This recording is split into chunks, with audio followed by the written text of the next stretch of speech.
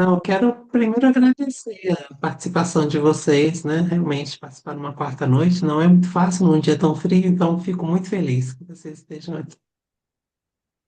Então vamos lá, sem mais delongas. O que a gente faz é, a partir de uma leitura do livro, preparar algumas perguntas, até para que vocês entendam do que se trata o livro, quais são os temas principais, como melhor fazer, tirar proveito da leitura, né? Então são esses tipos de perguntas que a gente faz aqui para a Regina. Porque é muito interessante quando a gente faz a leitura, conhece a organizadora, a autora, tem um sabor mais especial ainda a leitura, né? E aí, Regina, eu queria começar comentando sobre o prefácio, né, que é escrito pela Tânia Consentino, que é uma referência na área de tecnologia e uma pessoa também que fala muito sobre a sustentabilidade. Eu, inclusive, a escutei recentemente no evento de inovação promovido pelo Estadão, lá na FAAP, um evento gigante, e ela falava sobre o tema. E ela cita um trecho da sua fala no livro que fala que a possibilidade de transformar riscos em oportunidades não está garantida. Ela depende de decisões estratégicas das empresas, da construção conjunta com governos, sociedade civil e de uma liderança capaz de alinhar propósito, inovação e impacto positivo. Então, nesse sentido, você pode trazer para nós aqui o que te motivou a escrever este livro? Claro, eu acho que é super interessante colocar essa motivação, né? E são duas, principalmente.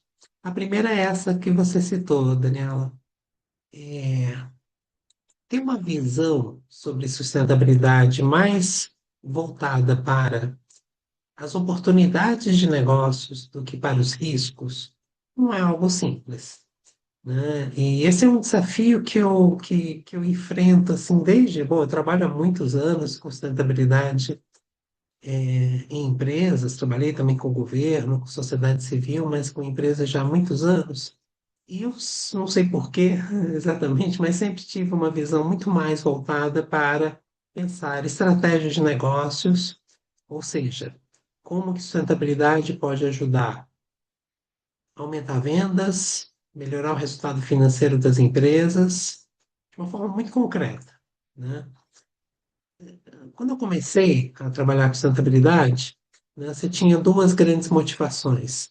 Uma que era um imperativo moral, né? As empresas, as pessoas precisam se preocupar com o meio ambiente, com a sociedade, independente dos negócios, né? Era algo que a empresa tinha que fazer porque é bom para o mundo, para a sociedade. Mesmo que isso fosse retirar uma parte dos lucros da empresa, né? E eu sempre vi isso como uma motivação importante, mas muito frágil, porque eu observei isso ao longo dos anos, né? Que as empresas que tinham esse tipo de motivação, em qualquer momento de crise, o primeiro corte que você faz é aquilo que realmente é uma coisa que é um apêndice do negócio, não é algo que central, não é algo do qual o negócio dependa para funcionar e sobreviver, né? Depois de um tempo, né, além dessa motivação, veio a motivação focada no risco, né? E esse risco veio primeiro em função de uma maior pressão da sociedade. Então, por exemplo, quando eu comecei a trabalhar na RFC, a RFC era um alvo, né, de fortes campanhas globais. A RFC, para quem não conhece, é a International Finance Corporation, é o braço do Banco Mundial para o setor privado, e foi a primeira instituição financeira no mundo a fazer ISG, quando não existia ainda essa palavra. E eu entrei no banco quando a gente estava iniciando o processo de aprovação de um investimento grande de uma indústria de carne bovina na Amazônia. Ou seja, extremamente controverso, né? A gente já sabia que pecuária era o principal fator de desmatamento na Amazônia, e não existia uma enorme preocupação, então, e justa, correta, da sociedade civil, de que esse investimento pudesse aumentar, né, os riscos de desmatamento. Bom, eu tinha convicção de que é possível fazer de uma forma diferente. né, que é possível conciliar os interesses empresariais, mas de forma legítima e muito segura e muito eficaz, controlar os impactos ambientais, ou mesmo até, como a gente fala hoje, regenerar, né, o meio ambiente, e ao mesmo tempo, né, melhorar as condições de vida da sociedade naquele local. E para isso, aí vem o comentário da Tânia que eu acho muito importante, é muito, nesse caso, dada a complexidade do tema, nem o banco, nem a empresa que era cliente na época poderia fazer sozinho. E o que a gente fez foi criar um grupo de trabalho reunindo as maiores empresas do setor, mas também os maiores bancos financiadores, investidores das empresas desse setor, as empresas de varejo, órgãos de governo, órgãos da sociedade civil, para definir o que seria um padrão de sustentabilidade para a pecuária na Amazônia, né? E isso ser um ponto de partida para negócios na região, né? Daí depois surgiu um programa especial para investimentos na Amazônia, e hoje a gente vê que a Amazônia tem enormes preocupações de forma a reduzir desmatamento, a garantir operações legais, mas a gente também vê grandes oportunidades de negócios, né, que possam conciliar o desenvolvimento sustentável com negócios que sejam lucrativos, que possam crescer, que possam tornar a economia na Amazônia competitiva, vibrante, forte, né, e que essa máquina funcione de uma forma integrada, ou seja, o aumento dos negócios contribua para melhorar o desenvolvimento sustentável na região onde ela está inserida. Essa foi a minha grande motivação, esse foi o meu grande aprendizado nessa época e a grande motivação de, sempre que eu vejo um negócio que tem um impacto negativo, o que que eu posso fazer para transformar aquele risco num negócio diferente que possa, né, gerar um impacto positivo e, ao mesmo tempo, isso ser uma boa oportunidade de negócio. Então, essa é a primeira motivação no livro, né? Pensar o tema da sustentabilidade, da regeneração como estratégia, ou seja, como um motor que faz os negócios crescerem. E, ao mesmo tempo, né, num círculo virtuoso, negócios crescendo, melhorando o impacto dos negócios na sociedade e no meio ambiente. E a outra motivação, faz uns 15 anos que eu trabalho com tecnologia. Comecei trabalhando junto com a Tânia na Schneider Electric, que é uma empresa de gestão de energia, e que a grande proposta de valor da empresa é tecnologia que promova a eletrificação e eficiência energética. Ou seja, tem no centro do seu negócio, né, a descarbonização. Da mesma forma, eu fui trabalhar depois na Johnson Controls, que tem a mesma ideia, e aí eu fui, inclusive, liderar um negócio de infraestrutura sustentável, que seria fornecer tecnologias, no caso aí de refrigeração, que também promovesse descarbonização, né, e transformação energética. E aí eu vi claramente, né, que é um negócio que está totalmente orientado para a sustentabilidade, né, mas que é um negócio que depende muito de tecnologia. E é interessante, porque eu ia para os clientes, né? Falava com o pessoal de automação, de gestão da planta, gestão de edifícios, e eles estavam muito preocupados em reduzir o custo, principalmente de energia, melhorar a eficiência, a produtividade. Aí, bom, falava de descarbonização, alguns entendiam, outros não era um assunto importante para eles. Aí eu ia falar com o pessoal de sustentabilidade. Eles tinham metas de descarbonização, mas não queriam nem conversar sobre tecnologia, que não entendiam, não gostavam muito. Não, isso é assunto do pessoal lá de operações da empresa. Então eu vi uma desconexão muito grande nas empresas entre as áreas de tecnologia e as áreas de sustentabilidade. Isso depois da Microsoft também, né? O pessoal de TI não entende quase nada de sustentabilidade. O pessoal de sustentabilidade entende menos ainda de TI. Com o surgimento da IA generativa, essa barreira começou a reduzir um pouco, porque todo mundo passou a usar IA, né, no seu celular, no seu computador, mas mesmo assim, né, entender como que a tecnologia pode fazer parte da estratégia de negócio e da estratégia de sustentabilidade da empresa, existe um déficit de conhecimento muito grande.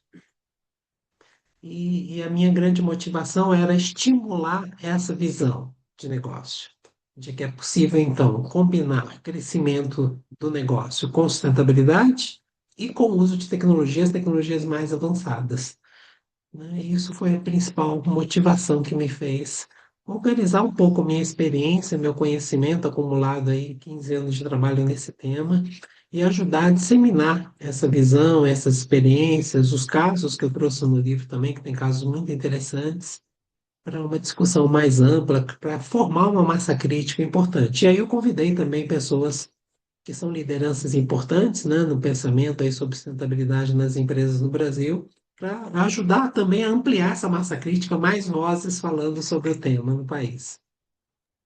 É um excelente, eu acho que convergiu, né, com a IA para você finalmente conseguir unir as pautas, né? E com o seu livro você conseguiu dar exemplos, né? Você traz vários cases e isso é bastante interessante também ao longo dos capítulos. E você fala bastante da regeneração, né? Os recursos do planeta são finitos, a gente tem que devolver para o planeta os recursos que foram utilizados. E eu acho que a IA está sendo, como você diz no livro, viabilizadora e aceleradora desses resultados, né? Só que tem um outro lado, né? A IA precisa de muito processamento e os data centers estão sofrendo uma crítica muito grande, inclusive você fala sobre esse assunto também. E a gente tem os resíduos eletrônicos também, que é uma outra ponta também de impacto. Aí quando você fala que usa o impacto negativo como oportunidade, aí pensa na oportunidade como estratégia, como que você trabalha concilia essas duas pautas, né? Você traz até Não, alguns exemplos no livro. isso é muito interessante, né? Porque e essa discussão sobre os impactos ambientais dos data centers, até foi um tema de um artigo que eu publiquei ontem na Capital Reset, né? É muito interessante porque ele traz, junto com essa discussão, com essa crítica, com essa preocupação, vários aspectos. Tem um aspecto mais específico do consumo de energia, né? Do impacto mais imediato, mas tem uma preocupação muito grande também com os impactos sociais que isso traz, que isso pode trazer, os impactos no emprego, os impactos cognitivos, os impactos no comportamento. Tem aspectos políticos também, né, que são as críticas ao poder das big techs e as influências que elas têm, né, no campo político e social, no risco que é evidente, né, de um maior monopólio, maior controle na tecnologia no mundo, né, o risco, né, e a preocupação com o controle político-econômico sobre os minerais críticos. Então, você tem uma série de camadas, né, que faz com que as pessoas realmente fiquem muito preocupadas. E, além disso, um tema muito novo e que entender esses impactos é muito complexo, né? Muito difícil. Então, há uma tendência, eu acho, que há uma tendência a uma forte reação das pessoas, né? Muito influenciada por um medo que é pouco baseado em conhecimento. Eu, inclusive, e não era o tema do livro, que eu decidi que o livro era focado em estratégia, mais do ponto de vista de oportunidades e não de riscos, né? Mas eu dei aulas sobre impactos da inteligência artificial no ponto de vista dos vieses, né, nas tomadas de decisão, na PUC do Rio de Janeiro. Foi um processo bem interessante e resolvi escrever esse artigo sobre o consumo de energia de data center com energia e água, né? E aí tem alguns aspectos interessantes que ainda são pouco abordados, que a gente precisa ainda seminar e aprofundar mais conhecimento e discussão sobre o tema, né? Quando a gente fala de energia, tem pelo menos três aspectos importantes a considerar. Veja, o data centers consomem energia, consomem água? Sim, consomem. É muito, mas é muito pouco comparado a diversos outros setores, né, de outras atividades econômicas. Então, a gente primeiro tem que levar em consideração que qualquer atividade humana tem impacto. Né? Data center, como é uma infraestrutura que está em crescimento, é um impacto que está ampliando, né, cada vez mais. Mas hoje, data centers consomem 1,5% da energia no mundo. A água utilizada por data centers corresponde a 0,03% da água consumida no mundo. Né? É muito pouco, né, para esse alvoroço, para esse medo tão grande. Vai crescer? Vai. A expectativa é de que chega a 3%. E Se muitos a gente estão usando o compara processo circular os também. processos circulares que reduzem muito. Aqui no Brasil, grande parte utiliza energia renovável, mas de qualquer maneira é uma competição pelo uso de água e especificamente em contextos locais pode ser um impacto relevante, né? Mas, por exemplo, eu trabalhei com uma empresa fabricante de ar-condicionados, a Johnson Controls, e refrigeração industrial. A refrigeração como todo consome 8% da energia do mundo. É muito maior. Eu até escrevi um artigo, estava na Johnson ainda, bastante controverso, né? Mostrando que é um círculo vicioso extremamente complicado no uso de ar-condicionados, que a gente está num planeta que está aquecendo, a gente precisa usar mais ar-condicionado. Ar-condicionado consome cerca de 40 a 50% da energia nas edificações residenciais, comerciais e transporte no mundo, emite quase 8% do gás carbônico no mundo, ou seja, é um círculo vicioso muito complicado, né? Então, mas são dilemas que a gente tem que trabalhar. Não é que a gente vai parar de usar ar-condicionado, nem vai parar de construir data center, porque são muito importantes. Data center é uma estrutura vital da economia e da sociedade hoje. A gente faz Pix, a gente faz transações bancárias, a gente está fazendo uma reunião aqui, a gente está assistindo um filme, né, no streaming, está ouvindo uma música, a gente está nas redes sociais, está usando IA, está usando data center, né? É uma infraestrutura que é básica para as atividades, para a vida moderna, né? Então, a primeira coisa que a gente tem que pensar é como tornar essa infraestrutura mais eficiente. E vem sendo desenvolvidas tecnologias importantes. E há um incentivo ao desenvolvimento dessas tecnologias, porque a energia é cara. Então, grande parte do custo, né, operacional de data centers é energia.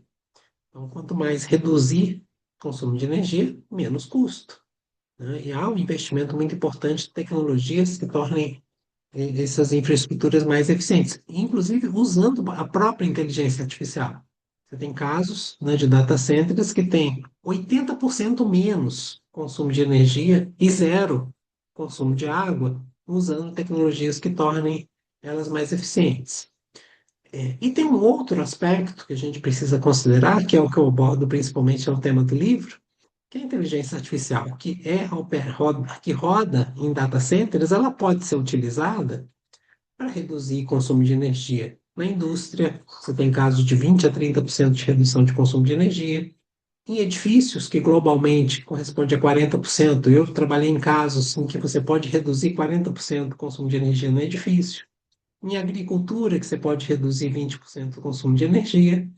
Em distribuição elétrica, né, as redes de distribuição, que você pode reduzir 5 a 10% de energia elétrica, ou seja, você consome um e-mail na operação, mas você pode reduzir 20, 30, 40% em outras atividades.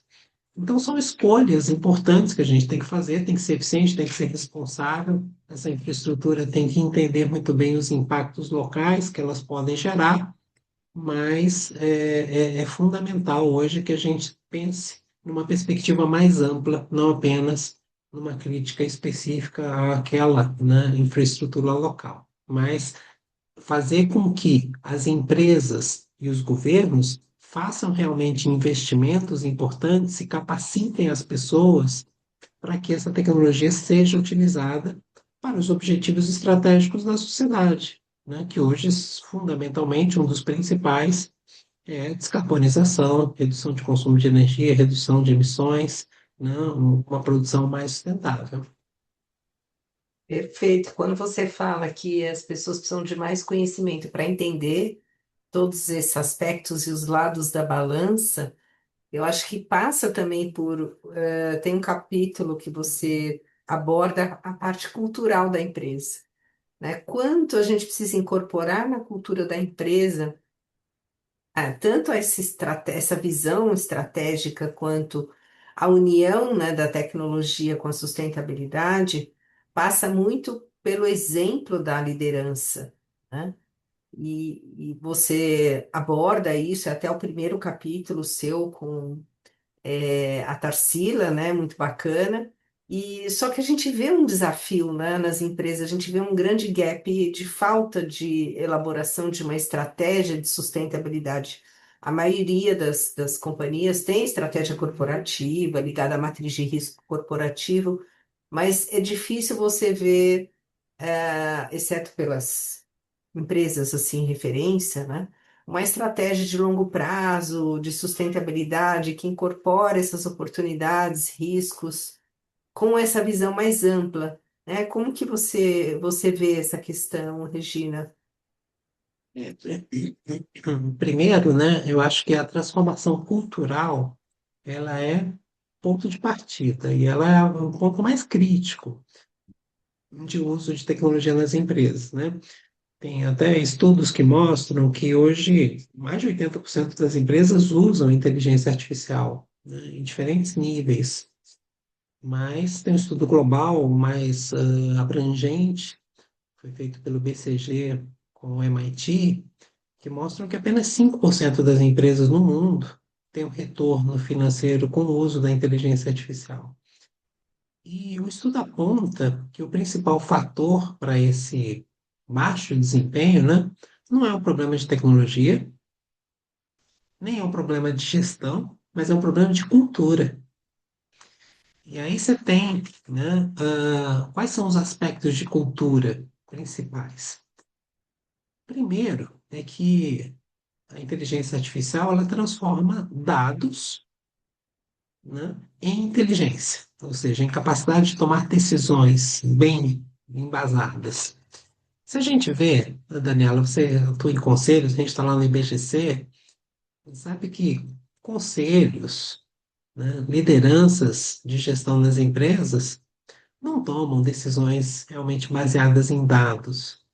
São muito mais decisões baseadas na experiência passada, são cheios de vieses, carregados de vieses dos variados tipos, carregados de interesses pessoais, né?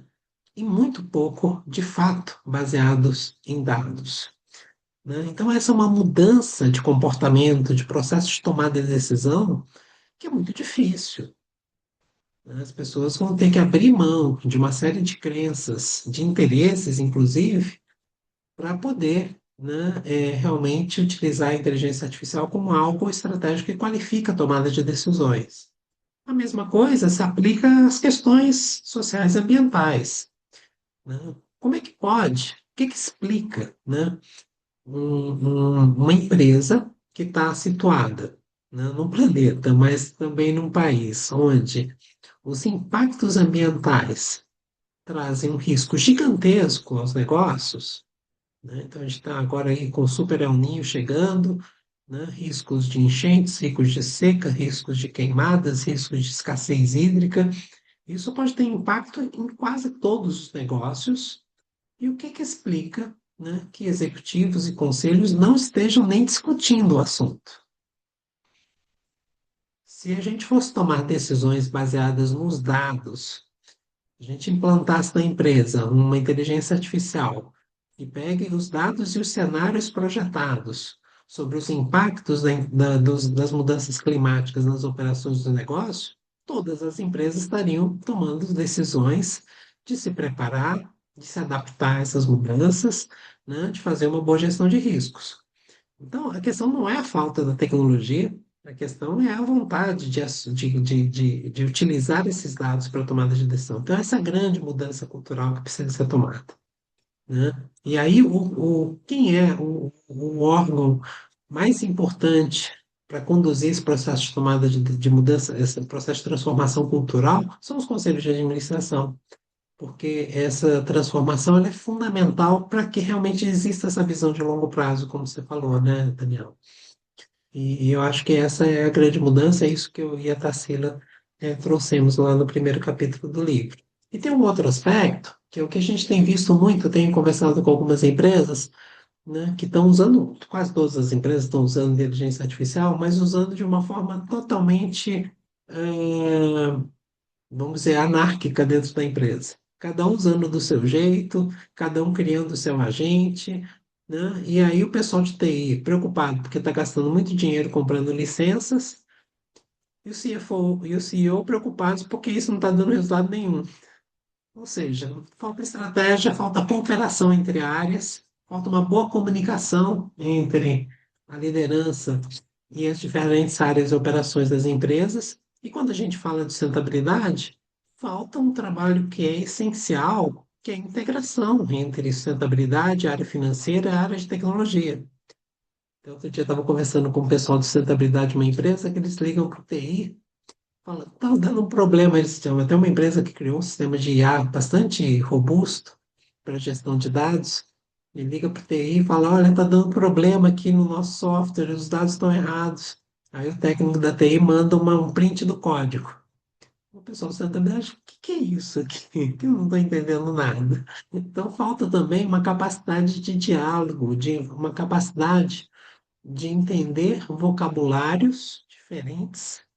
Quando a gente ouve o pessoal de sustentabilidade falando, quem não é da área não consegue entender quase nada. Quando a gente entra numa reunião com o pessoal de TI, a gente também não consegue entender quase nada. E eles não se entendem, falam línguas diferentes, não têm objetivos comuns, não têm metas comuns.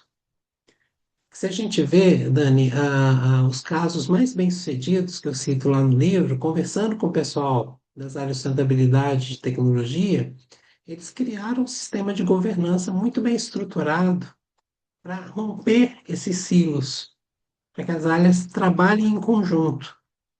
Uma das coisas, por exemplo, uma das empresas fez um processo muito interessante de criar tribos de tecnologia junto com as áreas de sustentabilidade para desenvolvimento de projetos conjuntos. Aí a coisa funciona, aí vai bem, né? Mas sem romper essa forma tradicional de organização, em que cada um tem seus objetivos específicos, seus interesses, sua trajetória profissional, sua linguagem específica, você nunca vai ter projetos de tecnologia voltados para a sustentabilidade, ou não só para a sustentabilidade, mas voltado para o financeiro, voltado para o jurídico, voltado para o marketing, né, sem o rompimento desses ciclos.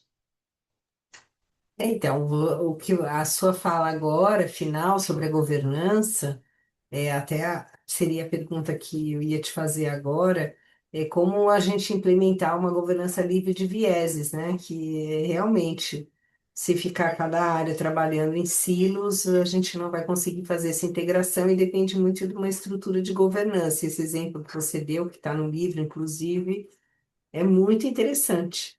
Eu acho que cada empresa tem que chegar no modelo, né, de governança que possa colocar em prática esse uso e essa integração das áreas que desconsidere os vieses o máximo possível, né?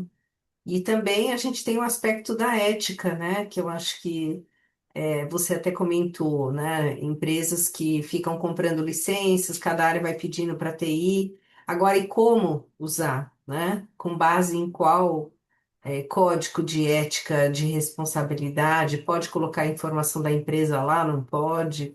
Eu acho que tudo isso as pessoas estão aprendendo ainda também, né? Entendendo? Apesar de existir um esforço muito grande, né, para mostrar os problemas éticos relacionados ao uso de tecnologia, né, ainda existe a necessidade de um amadurecimento fundamental, né? Eu escrevi um artigo há alguns anos atrás, 2022, falando sobre a questão se a inteligência artificial iria, quais seriam os impactos da inteligência artificial na diversidade. E é super preocupante, né? Naquela época já era, agora mais ainda. Então, você tem uma série de evidências, estudos muito bem conduzidos por universidades, organizações de pesquisa muito sólidas, que mostram, por exemplo, né, é, casos de uso de inteligência artificial na análise de crédito em instituições financeiras que selecionam as pessoas com forte viés racial na concessão de crédito. Então, recusam a concessão de crédito. Os algoritmos fazem isso, não são as pessoas. Algoritmos fazem isso com um viés racial.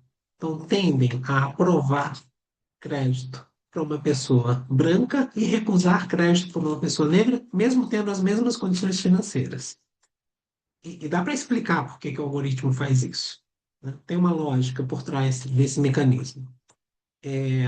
muitos estudos que mostram que há um forte viés no recrutamento de pessoas em algoritmos de inteligência artificial.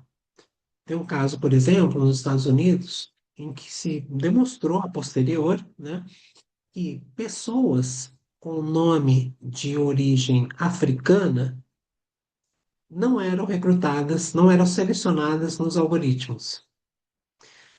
Por que que isso funciona dessa forma? Nem foi ninguém com a intenção de fazer isso, né? Mas por que que funciona dessa forma? No caso do crédito e no caso do recrutamento. A liderança pede para criar um algoritmo para selecionar os critérios para o algoritmo, né? Usar os melhores critérios para selecionar os melhores pagadores. Pede para o pessoal do desenvolvimento criar um algoritmo para selecionar os melhores profissionais. O algoritmo aprende que, na história de pagamento de crédito, as pessoas brancas são as que têm maior renda, são as que têm melhor histórico de crédito. Se a maioria das pessoas brancas tem melhor histórico de crédito, então são os melhores clientes. Mas por quê? Pessoas negras, em geral, têm rendas mais baixas, têm problemas sociais maiores e têm estatisticamente, né, um maior risco de não pagar. Então, se exclui as pessoas.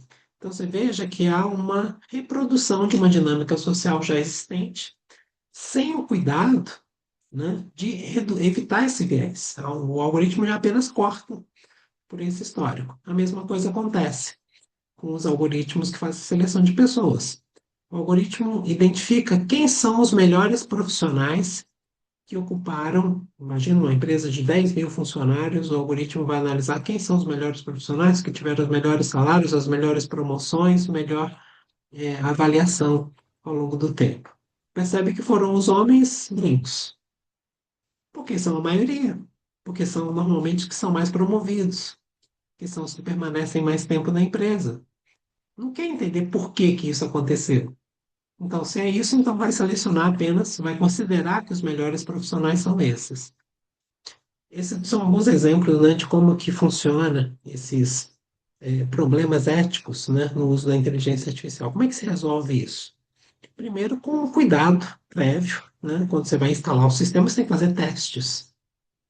Quais são os impactos que esses sistemas de inteligência artificial estão né, gerando?